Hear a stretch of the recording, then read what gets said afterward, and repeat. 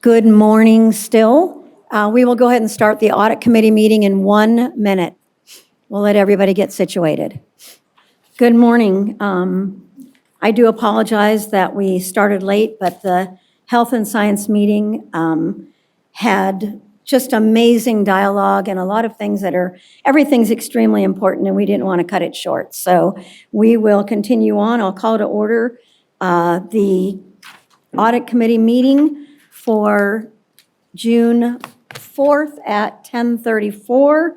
And Catherine, if you would not mind, and it's actually audit compliance Title IX. I want to move Title IX to some other meeting because it would be better if it was on its own. But Catherine, will you take roll, please? Chair Brager, Here. Vice Chair Del Carlo, Here. Regent Batista, This is Regent Goicoechea. Present. Can you hear me? We can, sir. Regent Boylan, Hi, I'm here. and Regent Goicoechea.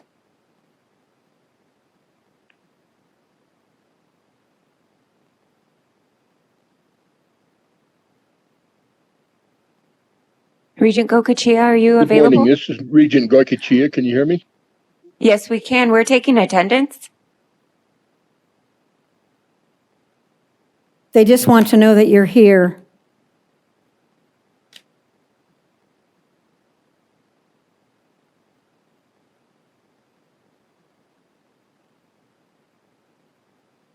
You have a quorum. I know that Goicoechea is there. Thank you. He might just be having some mute and unmute problems, and we'll go ahead and continue on then. I just want you to know that Pledge of Allegiance and land acknowledgement was taken, so we will not repeat that. And we will go to agenda item number 1, public comment. And I will check to see if we have public, let me go ahead and give the phone numbers first. Sorry about that. If you're going to call online, it's 669-444-9171. And enter the meeting ID 992-8475-3091. And the passcode is 555555. Is there any public at GBC?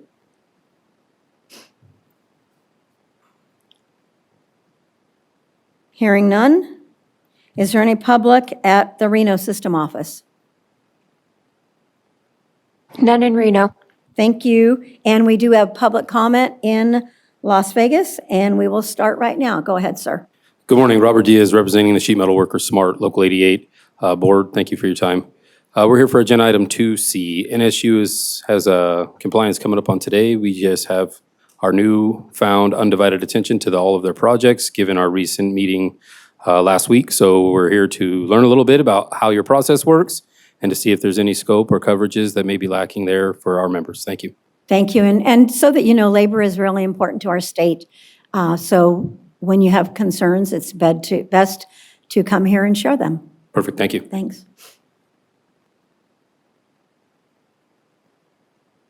Okay, it looks like we don't have any further public comment at this point in time. We will now go to SCS. Is there any Regent Brager, Chair Brager, did we check with the phone lines? I wasn't quite sure. I was actually SCS? just jumped in front of me. That's what I was doing. Is there any public comment on SCS? No callers at this time, Madam Chair. Okay, thank you, and thank you, Mr. Nielsen. Okay, item number 2, consent items. We have the minutes for the committee meeting on February 26th and the follow-up intercollegiate athletics at UNLV.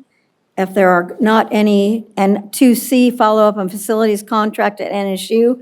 If there are not any comments or concerns, we could take that as one motion. If there is, I'm happy to listen to that. Seeing none, Chair Brager, I make a motion to approve the minutes and the consent items as presented. thank you. We have a I'll second motion. it. Is there a second? I'll second that Yes, ma'am, I'll second it. Okay, we have a motion from Regent Del Carlo, and we have a second by Regent Batista. All those in favor signify by aye. Aye. Aye. Aye. Sorry. Any opposed? Hearing none, the motion passes.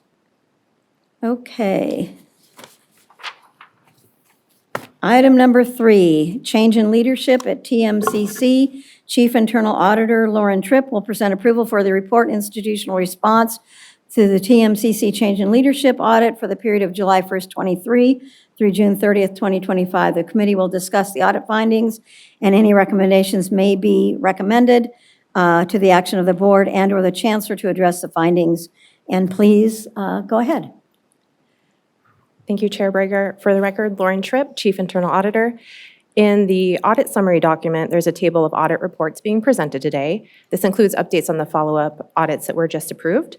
Before jumping into item number 3, just wanted to say a quick thank you to those institutions with audit reports on that table today. Thank you for all your help.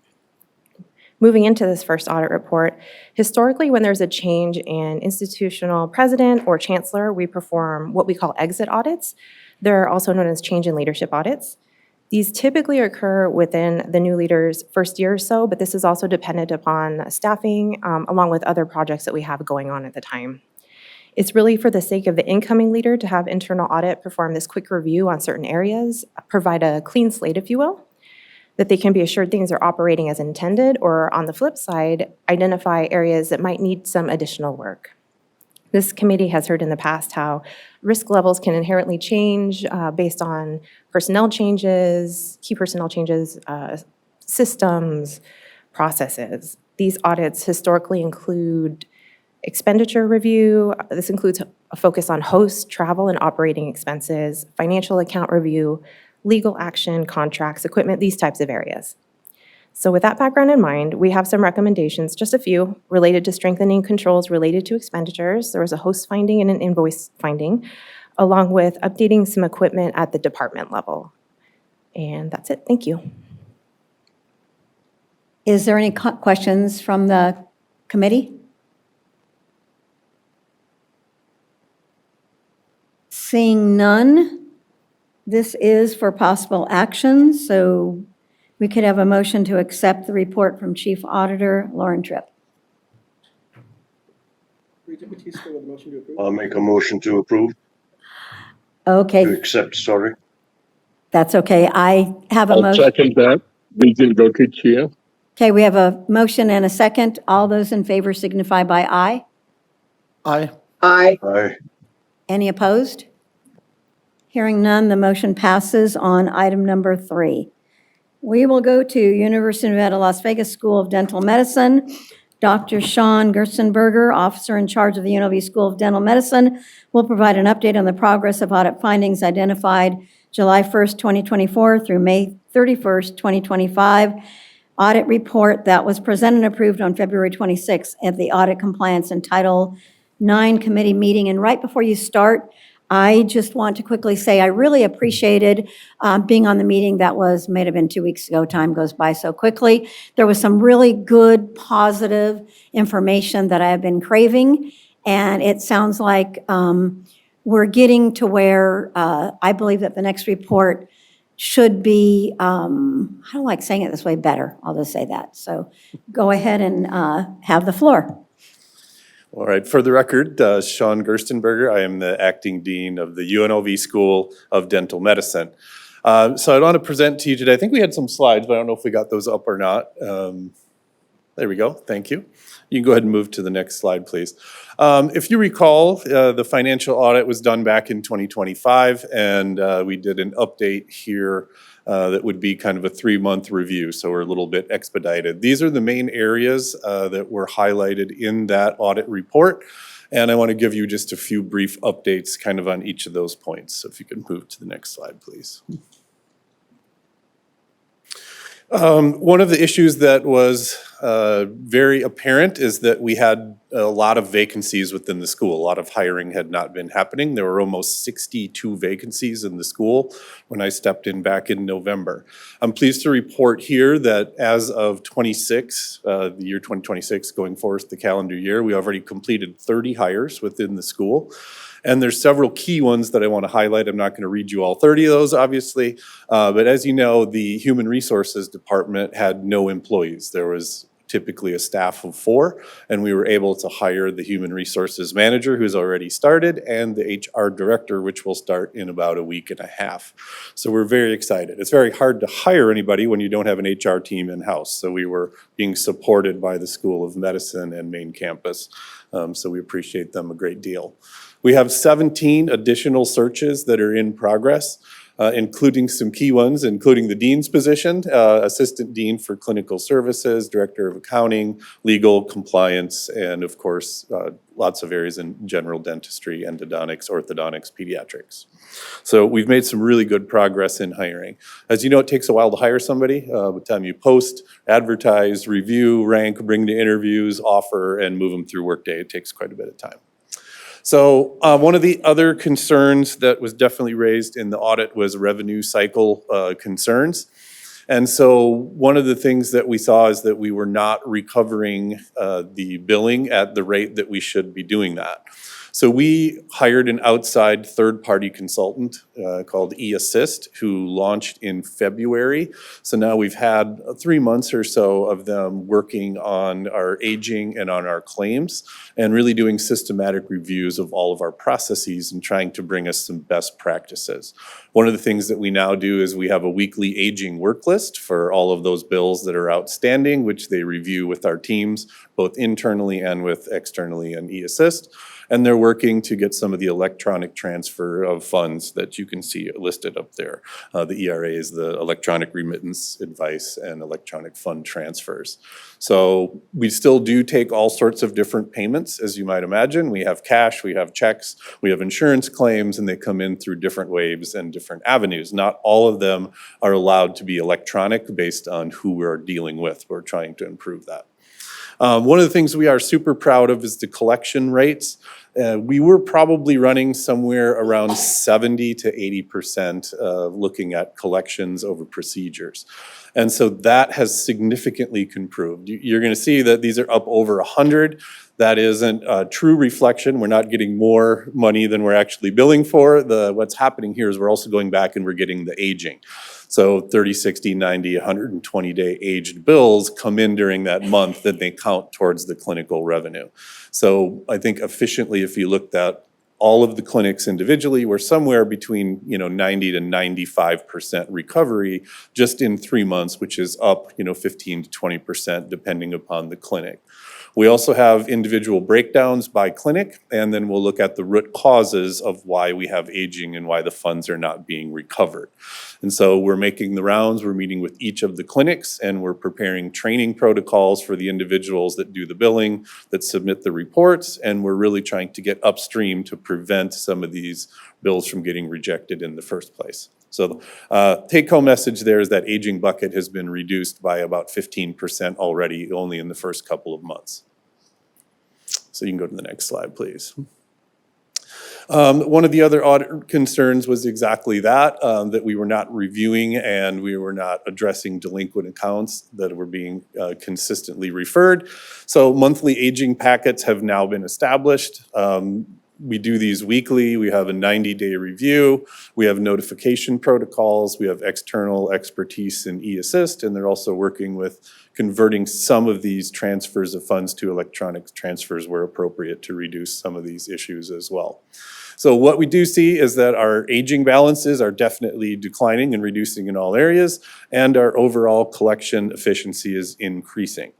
And also one thing I think that it is fair to state that our production is down from past years because we have 62 less people. And so that's a little bit difficult, obviously, to see the same number of patients when you have less doctors and dental assistants and dental hygienists. But we're hiring those up as quickly as we can. Next slide, please. So there's just a little summary of the insurance claims processing. So you will see the aging bundles there, 30 days, 60 days, 90 days, 120 days. Once you get beyond about 120 days, you can't really recover these funds. So going back in time beyond 120 days, You can see what happened, but you're not going to be able to recover those funds. So now we have a daily denial review process. They go back and look at the root causes. Why were these denied? What are the reasons? And how do we get upstream and train individuals to, one, submit these better, make sure that they're consistent with the requirements of the insurance companies, and that they're coded properly and contain all the materials they need to contain. But you can see, it is cumulative as it goes forward, so we have reduced that aging budget by about 15%. So next slide, please.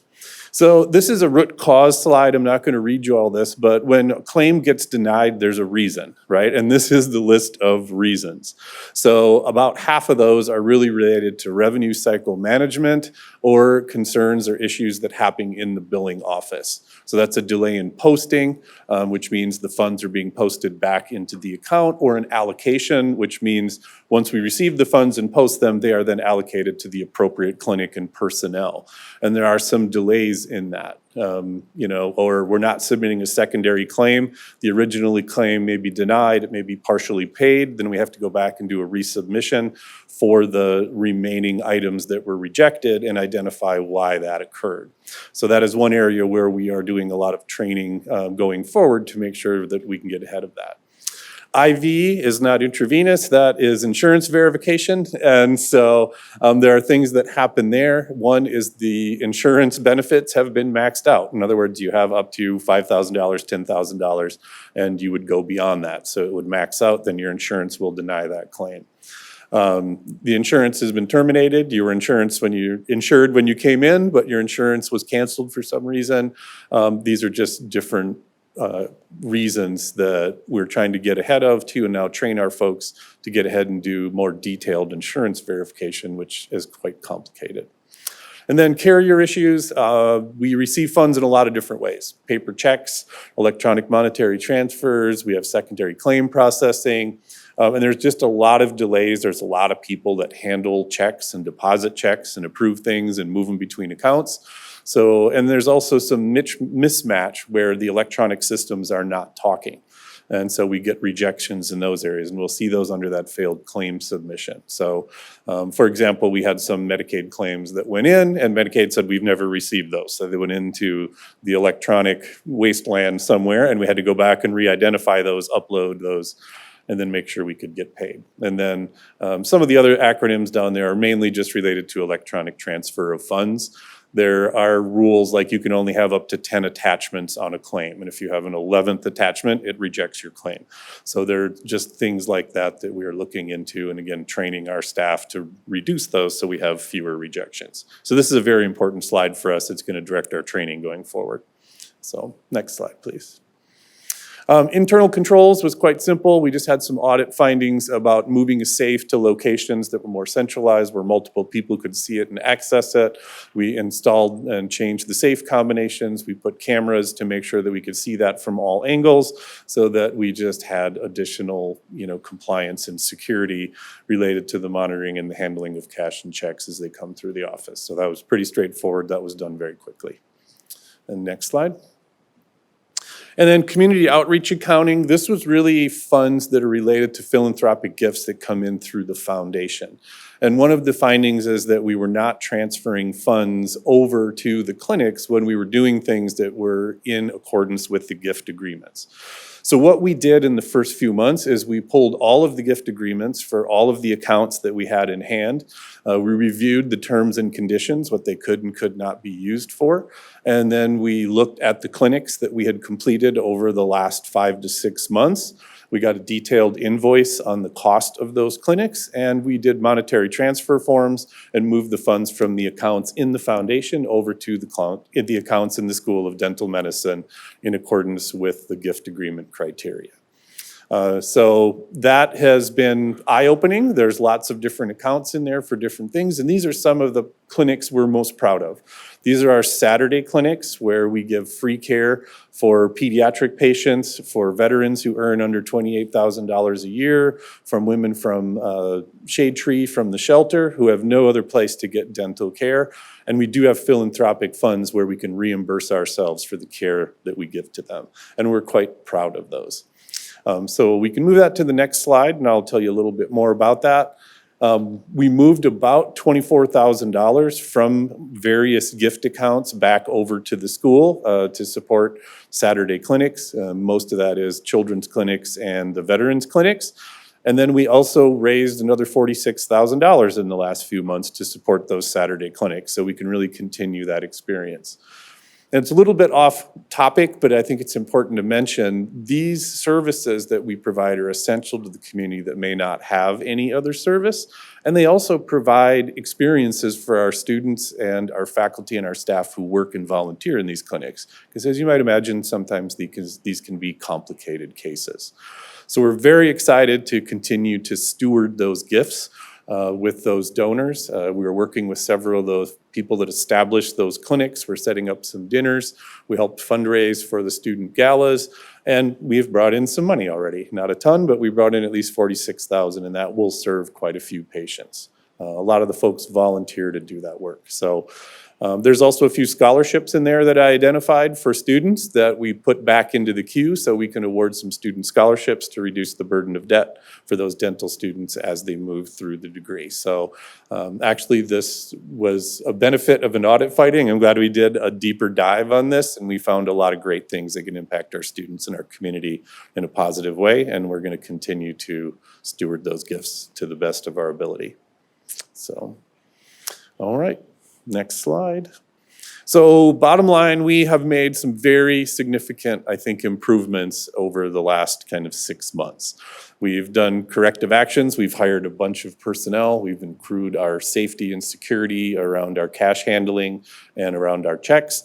We've started to improve our revenue cycle, our financial controls, and we're moving in the right direction in a lot of areas. And of course, we're stewarding and managing the gifts we receive from those donors in a thoughtful and wise fashion.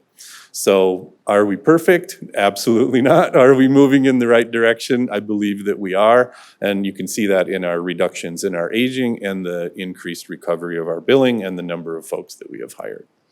So that concludes my audit update. I'm happy to take any questions. Thank you. Before I turn it over to the committee, just from listening to that meeting, I do have a couple of questions. When you use the word complicated, I guess if it's complicated to find out about the insurance, do we need to do some training to where the people that, don't answer me yet, the people that answer the phone should be getting insurance information on the front end? And that was one of the things I brought up in that meeting. And I was kind of shocked for as long as the dental school has been in place that we're not asking, and I know you're working on it, but I just can't ignore the last 2 years of different scenarios that unfortunately when it was shared about 1.5 years ago, nothing happened. And so that's disconcerting to me.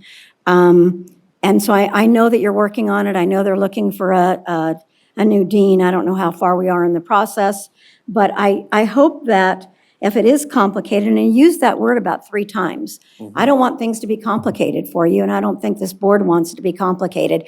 You are competent, educated, degreed people that I take to be something that you all like to share all your degrees, and I expect more out of you than I expect out of myself. So I guess I'm a little concerned that if it's complicated, I guess I'll ask for a new business item, that maybe we train your front office staff on how maybe an insurance person needs to come in or however we do it, so that the front end knows whether they have insurance or not. And that's really important to me because of all the things that had happened. And so I mean this politely, but I do think it's extremely important. One other thing, on the aging bills, I know you can't go backwards, but there's like about 1.5 years that didn't get collected. And I'm so happy that you're working on it now. It just kind of saddened me that whatever was going on was not taken care of sooner. So that is appreciated, but can't just be neglected. The 30 people that you've hired, when will they actually start? There's a variety of those. Some of those. And I know that it yeah. could be over the next 6 months or something. For sure. Some of those have already started. We've hired several general dentists that will start very soon in the next week or so, or we're already there in some capacity, but converted to full-time. Our HR is in-house. The other HR person, the director, will start on the 15th. And then a lot of the other ones are already in place and working. You know, we hired a lot of part-time individuals, you know, some dental hygienists in other areas. And to address your question, if I may, about the training, we agree with you 100%. Okay. So what are we really doing right now is we are looking at the entire billing process, from what happens from the minute a patient walks in that front door and says, I'm here for my appointment, and we collect their insurance card, we do the insurance verifications, we do a procedure, we put codes in, we submit that to our central billing office, that submits to an insurance company. If it gets denied, it comes back. So we are really dissecting that process, and then eAssist has agreed to come in and do trainings in any areas. And I think we're going to reorganize our central business office rather than to be a little bit more disparate, but to have focal areas with cross-training. So they do insurance verification. Okay. So And they then a do patient satisfaction and similar things, and Medicaid. So we have specialists in those areas. Okay. Then I guess a question would be like, if I go to, let's say, an eye doctor, before you even go, you go to their portal. Is that something we could look into to help them, that they would identify that weeks in advance? And maybe we can do an offline conversation Sure. about how that can be, but we're a little antiquated. And no one's fault. It's just how it's been. And maybe that's something we could look at. I just have a strong interest, and not just this, the last committee that I'm on also, and even if I wasn't on the committee, but if that's something maybe we could dialogue about or work with the chancellor on how do we get to where we're really up into the 21st century on how people want to get an appointment and how they can really know what's happening. And even when you walk into some offices now, you have to put your insurance, your ID, and all that. And it's just such a nice system, very clean, very concise, and they know what they're looking at. So I'd like to help you with that, or the team that I was on the phone with. That would be all that I would have right now. And it's all meant, it doesn't sound that way, but it's really just meant to help improve your system. I only have 2.5 years left unless I run again, and the 4 years was like that. So I can't let any grass go under my feet or whatever that's called. I'm going to open it up to the committee. Is there any other comments or questions from the committee members? And forgive me for going first, but I've just was able to listen to that conversation, so it kind of helped me. I think I see Yes, one ma'am. from Regent Boylan there. Yes. Oh, Regent Boylan, thank you. It's hard to see it. Oh, thank you. I love this guy. He saw me and noticed me. I love it. Okay, thank you so much. Thank you, Chair. I had two statements. Maybe one is a question. I've heard that you're doing some great stuff out there at this new position, and the chair as well as others have really, dived into all of this. You mentioned, I think it was your first slide, surveillance coverage completed. What exactly do you mean by that? Oh, That was on the wee little tape. Yeah, Yes, go ahead, one go of ahead, the go ahead. audit findings was that we did not have cameras in the appropriate places, so that we had cameras on the safes and that we could see cash transactions as they were happening. So we moved those safes into spots where they could be seen better, and then we installed cameras to make sure that we had surveillance coverage of any of those cash transactions within those areas. Oh, you should have told me before. Anyway, but the next one, that was supposed to be a joke. You can laugh. You get an A in my class if you laugh at that one. The next one was, what steps are in place or are you planning so this doesn't happen again? I know it's something with, in the past, the board is responsible for not catching it sooner, and other people. I'd love to see those people held responsible for letting this happen. But do you have any steps that you are recommending or putting into place that we don't come to this unbelievable situation again? Well, yes, for the record, Sean Gerstenberger, I think the one thing that I've been really trying to create is just a culture of accountability so that everybody knows what their job is, what their expected outcomes are, and they are held to those standards.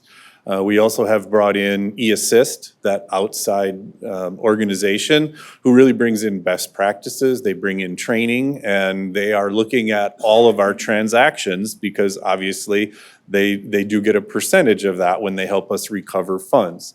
So they want us to be as efficient as possible because it benefits us, but it also benefits them. And then we're trying to really hire I think with some great people in place that can have oversight and have training and management protocols, and then manage those expectations and create that culture of accountability throughout the organization. There are some spectacular people at the School of Dental Medicine. And so Yes. I'm surrounded by a great team. I'm not doing this alone. There's Kim and Corey back there who, do all the dirty work every single day. And there's 20 other people I could name. So I think we hear about the bad things, but there are far more good things that are happening over at the School of Dental Medicine. And we want to bring you more of those going forward. That's awesome. Thank you so much, because I've really heard some good things about you and your team.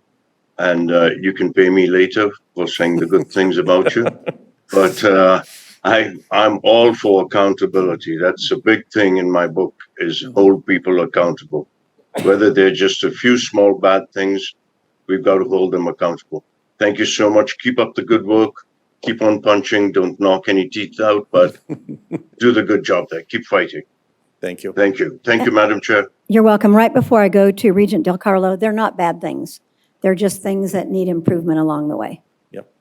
Regent Del Carlo. Thank you, Chair Breger, and to you, Dr.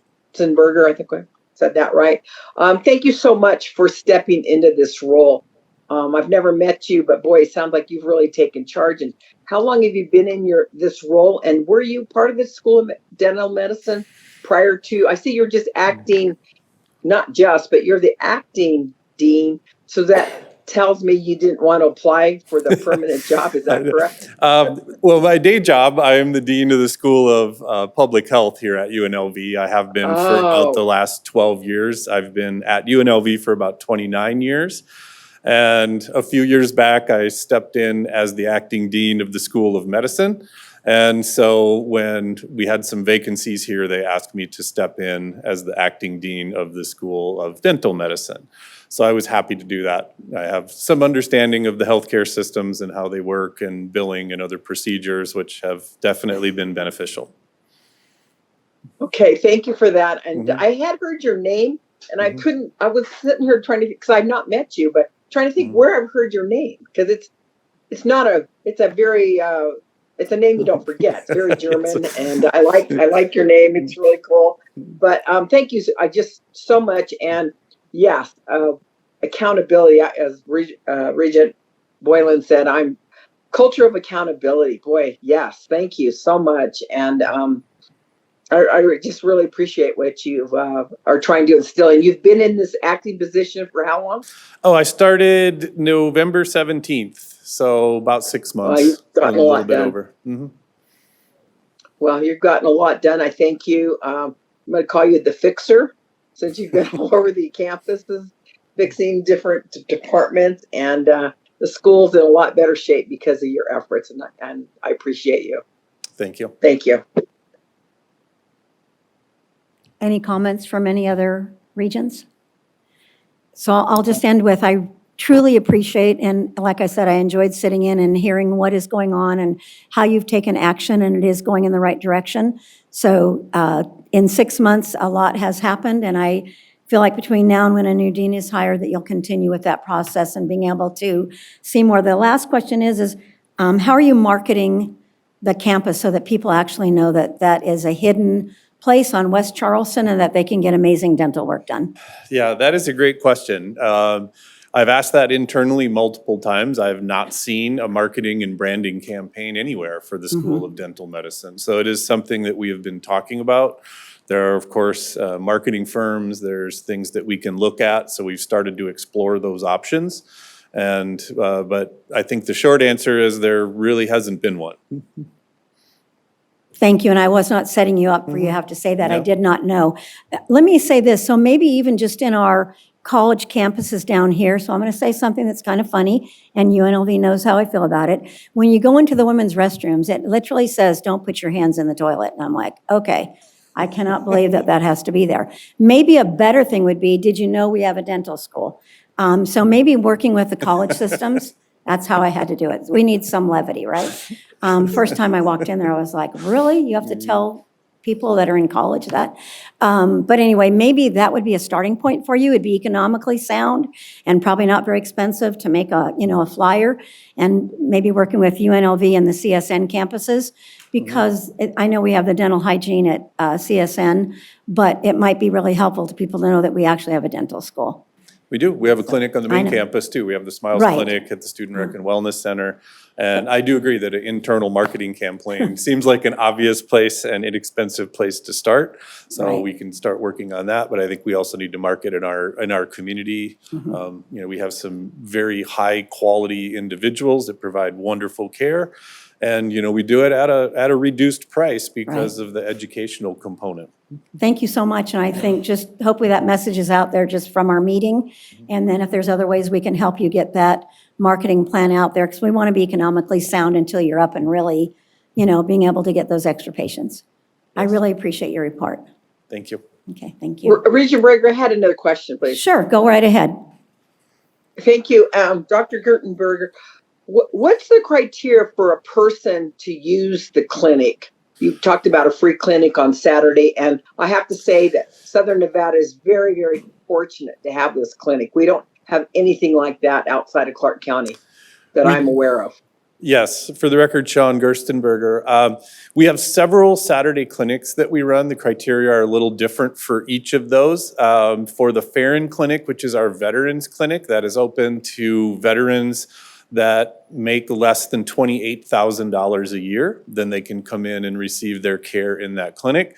It's so cool, I can't help but mention it, but it's mostly run by veterans too, because we have a lot of veterans that are dentists over there and serve and do that. The pediatric clinic that we also run on Saturdays is usually for those who are uninsured. One of the things that hurts my heart is we see about 15,000 people a year that come through the dental school that are uninsured. And so if they have insurance, we want them there during the week. We can take all insurances, including Medicaid. But if they are uninsured, those are usually the criteria to get into those clinics. Okay, thank you so much. And I do know in the Northern, we have a program, it's Adoptive Vet Dental Program. I don't know if you're aware of that. Have you ever heard of that program? I have heard of it, yes. Yeah, and it works very well. So I thank you very much for that information. Thank you again, sir. It really is appreciated, and I know you've worked very hard. Thank you. Yeah.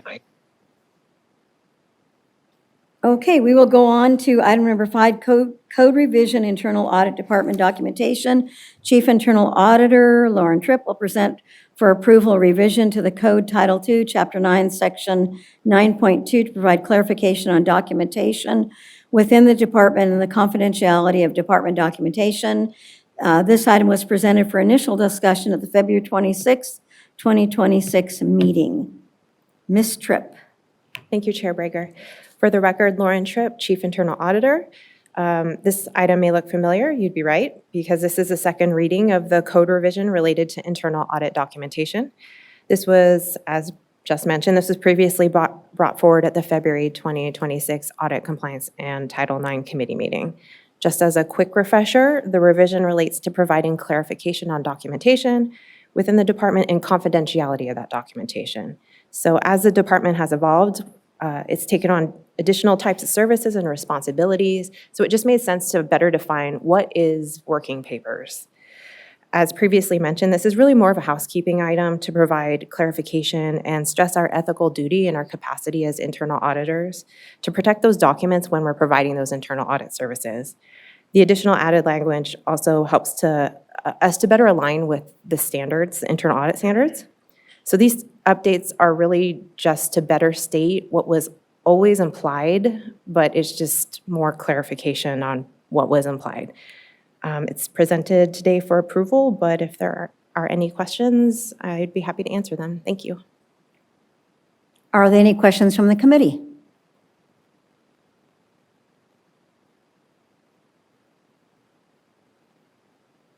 Seeing none, this is for possible action if there is a motion. I'll make a motion to approve. Okay, we have a motion from Regent Batista. Do we have a second? I'll second the motion. Regent Gotichia. Thank you so much, Regent. We have a motion and a second. All those in favor, please say aye. Aye. Aye. Aye. Aye. Any opposed? Hearing none, the motion passes. We will go to item number 6, Internal Audit Compliance and/or Title IX updates. Chief Internal Auditor Lauren Tripp will provide general remarks which may include departmental updates, initiatives, alignment related to ongoing risk assessments or themes observed and/or updates on incident management processes and metrics. No specific action would be taken. This is information only. Thank you, Chair Breger. This section is a standing item to be able to provide just some general department updates. It's been a placeholder for discussion. So in the past, there have been items discussed such as financial aid related items, discussing our risk assessment methodology, provide hotline updates, any other board initiatives. So the first bigger item that I just wanted to bring up, once again, I briefly discussed this at the last meeting, is the quality assurance review. So this will be coming up later within the year. This is the external quality assessment that's required by the standards that's done on the department every 5 years. It evaluates our conformance to the IA standards. So what's great about the organization that we're part of, ACUA, is there's a list of members who volunteer to serve as independent reviewers. So we've already been in contact with someone. They'll be performing the review towards the end of the year. So this is opposed, and it's very minimal costs. So that's always a plus. And my understanding is if we were to hire an outside group, it'd be like tens of thousands of dollars. So I'm really appreciative that this peer review group exists. To give a brief idea on what this looks like, so what we have to do is we perform a self-assessment. There's some on ourselves. The independent reviewer will review our self-assessment. There are rankings given to each of the standards, generally conforms, partially conforms. A lot of it is organizing the files to make it easier for somebody else to review. And I'll keep the committee updated throughout the year. You'll probably see the results of our self-assessment towards the end of the year, and then the outside group, it might roll into next year depending on when they complete it. But I'll for sure provide updates along the way. And the other item is the external audit. It seems like we just wrapped up the last one, but they're getting close to kicking off testing again for this year. For our part, we're not only participating in we're participating in the student financial aid testing again. This also helps with the discount on the bill. The committee was also interested in last year's findings. So that process has already started. We've sent out emails to follow up on the prior year findings. Those responses are flooding in, or they're coming in. And once we have them all, we'll perform some specific testing on the responses to make sure, for instance, like if it's the finding was you didn't have a policy, like can you provide us with that policy, make sure it's sufficient. And just the last couple things, that audit will be presented at the September 26th meeting. A couple other things. May was International Internal Audit Awareness Month, so this included internal audit professionals promoting the future of internal audit, considering where the profession's going, brainstorming ways to try to encourage people to be interested in internal audit as a career. And lastly, the Las Vegas IIA, Institute of Internal Auditors chapter, they had a student night, which was back in April. And it's one of those things that's kind of far out because I used to go to those when I was attending UNLV. So to be on the flip side of now I'm the professional at those events, it's just kind of a trip. So the event had professionals from different industries, anybody from staff auditor to an executive level, and it was kind of an intimate event where the students would rotate and could ask questions. So maybe in the past when it was more of a panel where it might be a little bit intimidating to go up to the table, it was meant to be make it more comfortable for the student to feel like they could ask questions. And that's my update. Thank you. You're welcome. Even though it's information only, was there any comments or questions from the committee? Seeing none, we would then go to new business. Is there any new business from the committee members?